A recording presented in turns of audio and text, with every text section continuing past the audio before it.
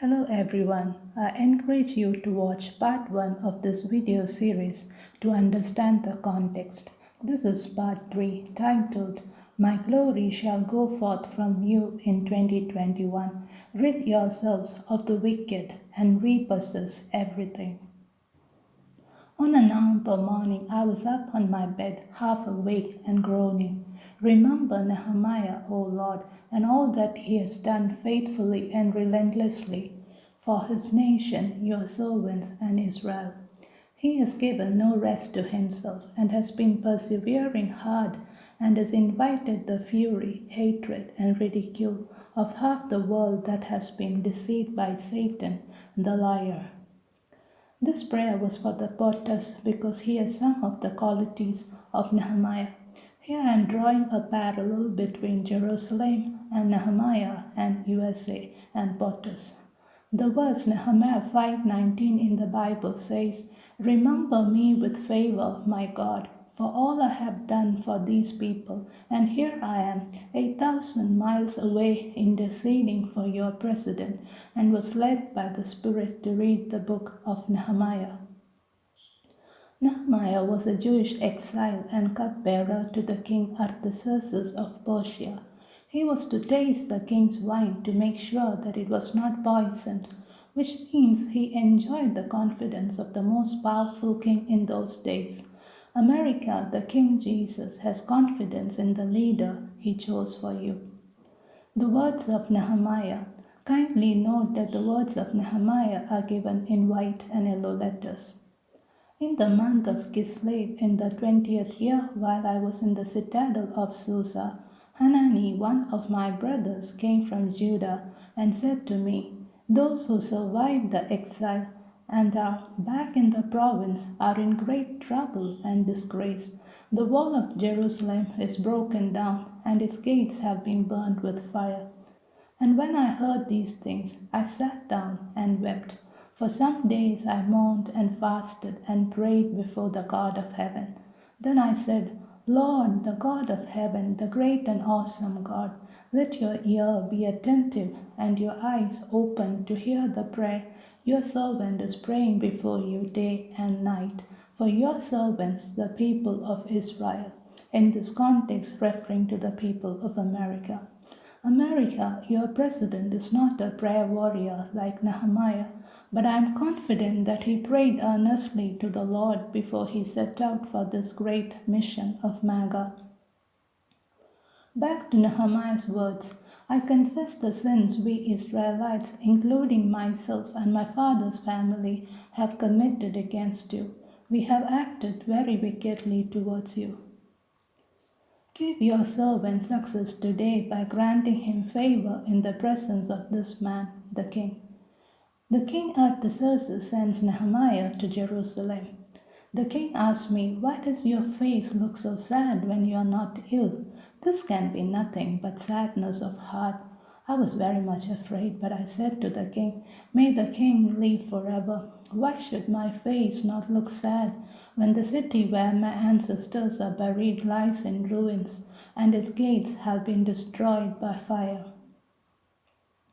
The king said to me, "What is it you want?" Then I prayed to the God of heaven, and I answered the king, "If it pleases the king, and if your servant has found favor in his sight, let him send me to the city in Judah where my ancestors are buried, so that I can rebuild it." Then the king asked me, "How long will your journey take, and when will you get back?" It pleased the king to send me, and so I set a time. Nehemiah was leading a very comfortable life in the citadel of Susa, one of the most important cities of the Persian Empire, like the New York City, from where POTUS has come. He had a great job, but he was concerned about his people, that he took the pain of leaving the comfort zone and took the risk of jeopardizing his life in the hands of the enemies of Israel, and in your case, the enemies of America. The Persian king was keen to have the Jewish Nehemiah back in service, as he was trustworthy and faithful, something all of us need to learn.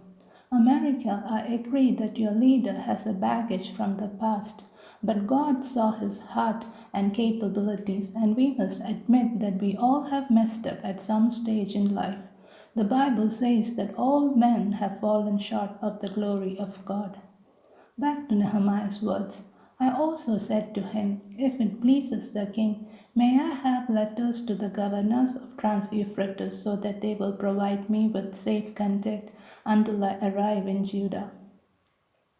And may I have a letter to Asaph, keeper of the royal park, so he will give me timber to make beams for the gates of the citadel, by the temple and for the city wall, and for the residence I will occupy. And there was divine provision.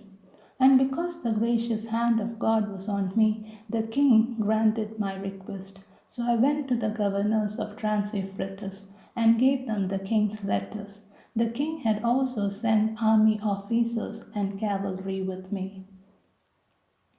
When Sanballat the Horonite and Tobiah the Ammonite official heard about this, they were very much disturbed that someone had come to promote the welfare of the Israelites, and in your case, the welfare of the Americans. When we do the right things with God's favor, then the enemies get really pissed off. This is a sign that you are doing the right thing. America, you are now seeing at all levels blockades and censorship. They are trembling. They do not learn from history and repeat the same mistakes. How stupid is mankind? Can anyone block Yahweh? I went to Jerusalem, and I set out during the night with a few others. I had not told anyone what my God had put in my heart. I went through the valley gate towards the Jackal well and the dung gate, examining the walls of Jerusalem, which had been broken down and destroyed by fire. The officials did not know where I had gone or what I was doing, because as I had said nothing to the Jews, or the priests, or nobles, or officials, or any others who would be doing the work. Rebuilding the wall. Then I said to them, you see the trouble we are in. Jerusalem lies in ruins, and its gates have been burned with fire. Come, let us rebuild the wall of Jerusalem, and we will no longer be in disgrace. I also told them about the gracious hand of my God on me and what the king had said to me. They replied, okay, let us start rebuilding. So they began this good work. America, America, beware of Eliashib and team. I felt the Lord saying, check who started the rebuilding of the broken walls and the burned gates in Jerusalem. I noticed that Eliashib the high priest and his fellow priests went to work and rebuilt the sheep gate. They dedicated it and set its doors in place, building as far as the Tower of the 100, which they dedicated, and as far as the Tower of Hananel. Nothing fishy. It's quite natural for the high priest, a prominent person, and his associates to start the work. Further down we read that several others followed in the rebuilding, even women. And there was opposition to the rebuilding. We find Sanballat the Horonite, Tobiah the Ammonite official, and Geshem the Arab mocking, discouraging, despising, and threatening the Israelites many times so that they will stop rebuilding the broken walls and the burned gates of Jerusalem. America, that is what you see now. Your internal enemies are intimidating, mocking, and discouraging you to keep saying, why don't you concede? When Sanballat heard that we were rebuilding the wall, he became angry and was greatly incensed. He ridiculed the Jews, and in the presence of his associates and the army of Samaria, he said, what are those feeble Jews doing? Will they restore their wall? Will they finish in a day? Can they bring the stones back to life from those burnt heaps of rubble? Tobiah the Ammonite said, what they are building, even a fox climbing up on it would break down their walls of stones. And Nehemiah cries out to God, hear us, our God, for we are despised. Turn their insults back on their own heads. Give them over as plunder in a land of captivity. Do not cover up their guilt or blot out their sins from your sight, for they have thrown insults in the face of the builders. So we rebuilt the wall till all of it reached half its height, for the people worked with all their heart. America, prayers from the righteous give strength to your warriors in battle to push forward. Jesus is able to give you victory over Satan. And there was opposition again. But when Sanballat, Tobiah, the Arabs, the Ammonites, and the people of Ashdod heard that the repairs to Jerusalem's walls had gone ahead and that the gaps were being closed, they were very angry. They all plotted together to come and fight against Jerusalem and stir up trouble against it. But we prayed to our God and posted our guard day and night to meet this threat. And there was discouragement in the camp. The people in Judah said, "The strength of the laborers is giving out, and there is so much rubble that we cannot rebuild the wall." Also, our enemies said, "Before they see us, we will be right there among them and will kill them and put an end to the work." Then the Jews who lived near them came and told us 10 times over, "Wherever you turn, they will attack us. They are your rhinos." Therefore I stationed some of the people behind the lowest points of the wall at the exposed places, posting them by families with their swords, spears, and bows. After I looked things over, I stood up and said to the nobles, the officials, and the rest of the people, "Don't be afraid of them. Remember the Lord who is great and awesome, and fight for your families, your sons and your daughters, your wives and your homes." When our enemies heard that we were aware of their plot and that God had frustrated it, we all returned to the wall, each to our own work. From that day on, half of my men did the work, while the other half were equipped with spears, bows, and armor. America, when your faithful patriotic men and women are working on their cases, there is another righteous patriotic group fasting, praying, and interceding fervently and relentlessly, the bride of Christ with heavenly weapons, for justice and righteousness to be restored, for the safety of the witnesses, for your president and the authorities involved, along with the prayer warriors across the world. Nehemiah helps the poor. There was a great outcry from the poor men and their wives against their fellow Jews.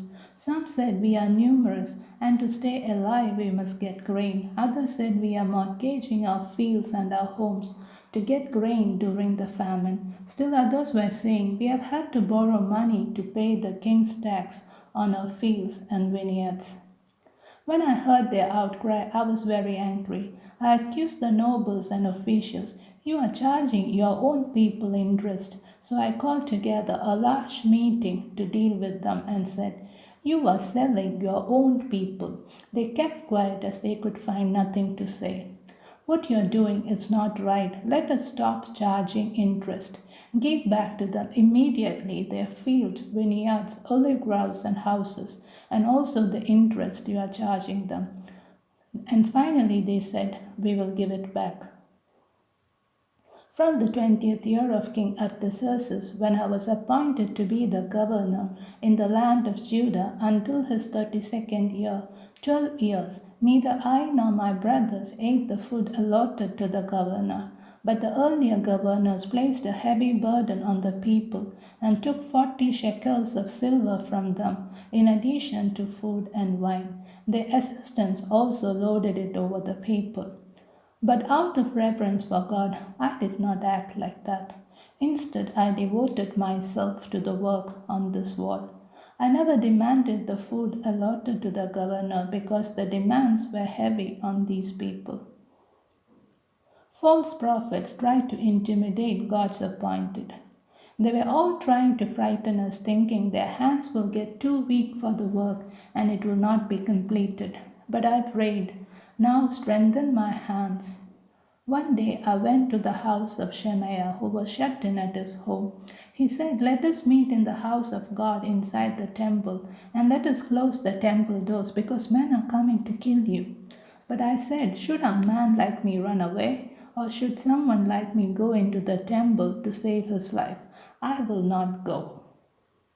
I realized that God had not sent him, but he had prophesied against me because Tobiah and Sanballat hired him. He had been hired to intimidate me so that I would commit a sin by doing this, and then they would give me a bad name to discredit me. Remember Tobiah and Sanballat, my God, because of what they have done. Remember also the prophet Noadiah and how she and the rest of the prophets have been trying to intimidate me. So the wall was completed on the 25th of Elul in 52 days. And there was opposition to the completed wall. When all our enemies heard about this, all the surrounding nations were afraid and lost their self-confidence because they realized that this work had been done with the help of our God. The nobles of Judah kept reporting to me the good deeds of Tobiah and then telling him what I said. And Tobiah sent letters to intimidate me. And Nehemiah appointed staffs, priests, and in charges. After the wall had been rebuilt and I had set the doors in place, the gatekeepers, the musicians, and Levites were appointed. I put in charge of Jerusalem my brother Hanani, along with Hananiah, the commander of the citadel, because he was a man of integrity and feared God more than most people do. And the dedication ceremony. On the day of dedication of the wall, the book of Moses was read aloud in the hearing of the people, and there it was found written that no Ammonite or Moabite should ever be admitted into the assembly of God, because they had not met the Israelites with food and water, but had hired Balaam to call a curse down on them. When the people heard this law, they excluded from Israel all who were of foreign descent.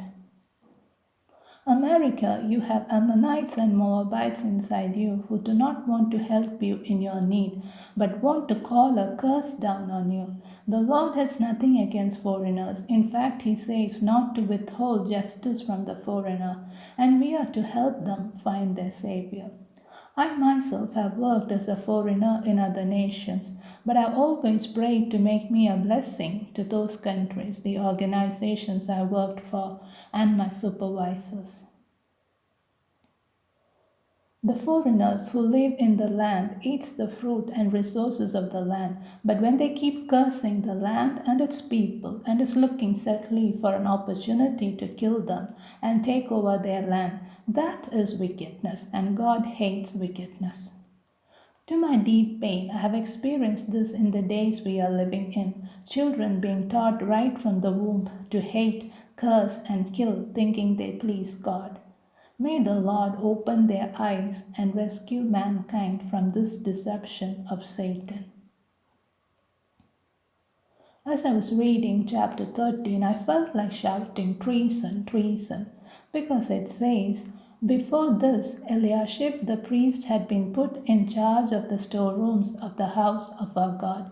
He was closely associated with Tobiah, and he had provided him with a large room formerly used to store the grain offerings, incense, and temple articles, also the tithes of grain, new wine, and olive oil prescribed for the Levites, musicians, and gatekeepers, and the contributions for the priest. Eliashib the high priest and his fellows initiated the rebuilding process, if you remember. But now as we read that he is a close associate of Tobiah, the enemy of Israel, and in your context, the enemy of America. Not only that, he was providing that which belonged to the Israelites to the enemy of Israel. The traitors inside you, O America, has pushed God and his possessions out of the temple, and he has given that which belongs to God and his children to the enemies of America, who are waiting for an opportunity to annihilate you. While all this was going on, I was not in Jerusalem, for in the 32nd year of King Artaxerxes, I had returned to the king. Sometime later, I asked his permission and came back to Jerusalem.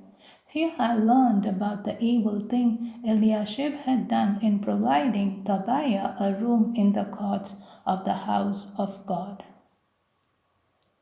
I was greatly displeased, and I threw all Tobiah's household goods out of the room. I gave orders to purify the rooms, and then I put back into them the equipment of the house of God with their grain offerings and the incense. I also learned that the portions assigned to the Levites had not been given to them, and that all the Levites and musicians responsible for the service had gone back to their own fields. So I rebuked the officials and asked them, "Why is the house of God neglected?" Then I called them together and stationed them at their post. All Judah brought the tithes of grain, new wine, and olive oil into the storerooms. I put Shelemiah the priest, Zadok the scribe, and a Levite named Pedaiah in charge of the storerooms, and made Hanan their assistant, because they were considered trustworthy. They were made responsible for distributing the supplies to their fellow Levites. One of the sons of Joiada, son of Eliashib the high priest, was son-in-law to Sanballat the Horonite, and I drove him away from me. So I purified the priests and the Levites of everything foreign, and I assigned them duties, each to his own task. I also made provision for contributions of wood at designated times and for the first fruit. America, God is going to remove the wicked from among you and replace them with trustworthy men and women. But do not be quick to judge all the foreigners in the same scale, because the Bible had the names of Tamar, Judah's daughter-in-law, who gave birth to Judah's sons, Rahab the Canaanite prostitute, and Ruth the Moabite, written in the genealogy of the Messiah, because they were faithful to Israel and God valued it. But God avoided the name of Bathsheba, the Israelite woman, mentioned only as Uriah's wife, for the entire world to see that the Lord does not look at the things people look at. People look at the outward appearance, but the Lord looks at the heart. So seek the Lord before you take every major decision. America, as you enter into a new year, may you truly be blessed by the Holy One of Israel. May you walk in holiness, purity, humility, unity, wisdom, discernment, courage, peace, joy, sincere love, and fear of the Lord. I'd like to thank Free Bible Images for permitting me to use the illustrations from Nehemiah's story. I thank you for your patience and time.